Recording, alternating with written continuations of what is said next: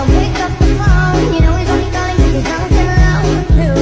Don't let him in, no, I can't get you out again free. Don't be afraid, you know you're gonna wake up in his bed in the morning. Assalamualaikum warahmatullahi wabarakatuh.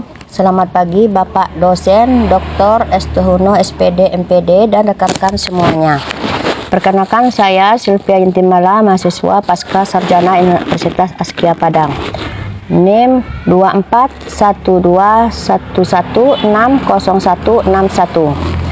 Bersama Bapak dosen pengampu mata kuliah statistik Dr. Estuhuno, SPD, MPD.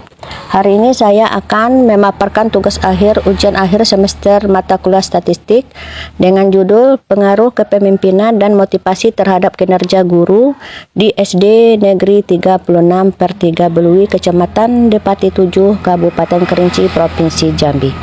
Deskripsi penelitian dan variabel. Penelitian ini dilakukan untuk menguji apakah terdapat pengaruh yang signifikan antara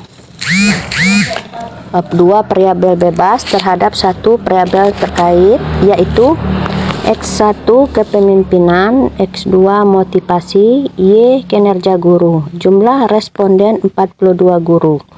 Adapun data adalah sebagai berikut. Kemudian kita lanjut dengan pengertian dan tujuan uji statistik yang digunakan. Yang pertama, uji normalitas. Pengertian uji normalitas digunakan untuk mengetahui apakah distribusi data mengikuti bentuk distribusi normal atau kurva lonceng. Tujuan untuk memastikan bahwa data memenuhi syarat analis parametrik seperti uji T dan ANOVA. Yang kedua, uji homogenitas. Pengertian uji homogenitas digunakan untuk mengetahui apakah varian antar kelompok data adalah sama. Tujuan untuk memastikan bahwa varian antara kelompok tidak berbeda signifikan sehingga sah untuk dilakukan uji komparatif seperti uji T dan ANOVA. Yang ketiga, uji T. Independent Sample T-Test. Pengertian uji T digunakan untuk membandingkan rata-rata dua kelompok yang tidak saling berkaitan. Tujuan untuk mengetahui apakah terdapat perbedaan signifikan antara dua kelompok terhadap variabel dependen. Yang keempat, uji ANOVA one-way ANOVA. Pengertian uji ANOVA digunakan untuk membandingkan rata-rata tiga kelompok atau lebih. Tujuan untuk mengetahui apakah terdapat perbedaan signifikan antara kelompok-kelompok terhadap variabel berikut. Lanjut, langkah-langkah yang saya gunakan dalam menganalisis data ini. Saya menggunakan aplikasi SPSS variasi 25. Langkah pertama, 1. Buka SPSS 25. Yang kedua, klik variabel view, isikan variabel.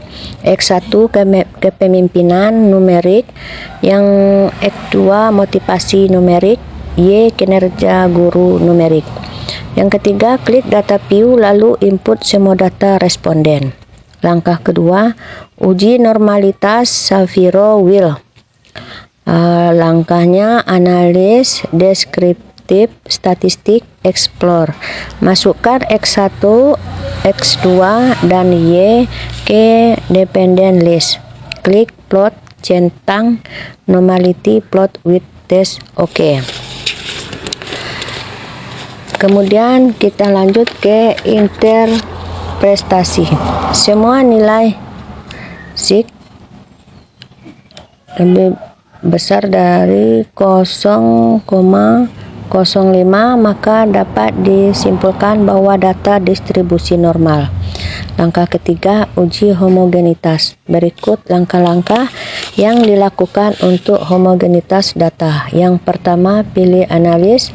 2. Pilih non-parametric test. Yang ketiga, pilih legacy dialog. Yang keempat, pilih satu sampel KS. Yang kelima, lalu masukkan semua data ke tes variabel list. Kemudian yang keenam, oke.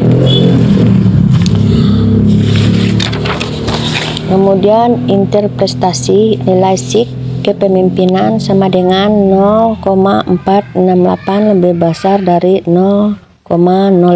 maka data dapat disimpulkan data homogen.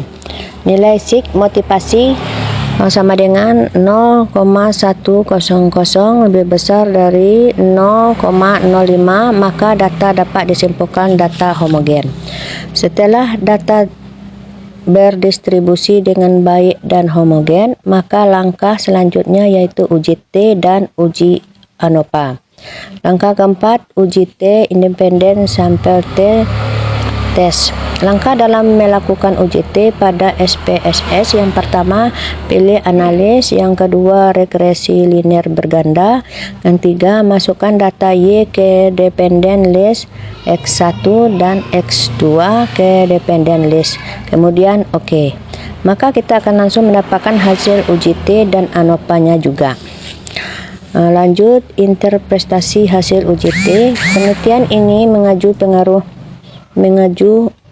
pengaruh kepemimpinan dan motivasi terhadap kinerja. Yang pertama, konstan intercept. Nilai konstanta sama dengan 74,096. Artinya, jika kepemimpinan dan motivasi bernilai 0, maka nilai kinerja diperkirakan sebesar 74,096. Nilai SIG sama dengan 0,000, signifikan secara statistik. Yang kedua, kepemimpinan. Koefisien B sama dengan 0,357, artinya setiap peningkatan 1 unit pada kepemimpinan akan meningkatkan kinerja sebesar 0,357. T sama dengan 4,380, SIG sama dengan 0,000, karena nilai P kecil dari 0,05, maka berpengaruh signifikan terhadap kinerja. Terus arah pengaruhnya positif. Yang ketiga, motivasi. Koefisien B sama dengan min 0,197 menunjukkan bahwa peningkatan motivasi justru menurunkan kinerja sebesar 0,197, arah negatif.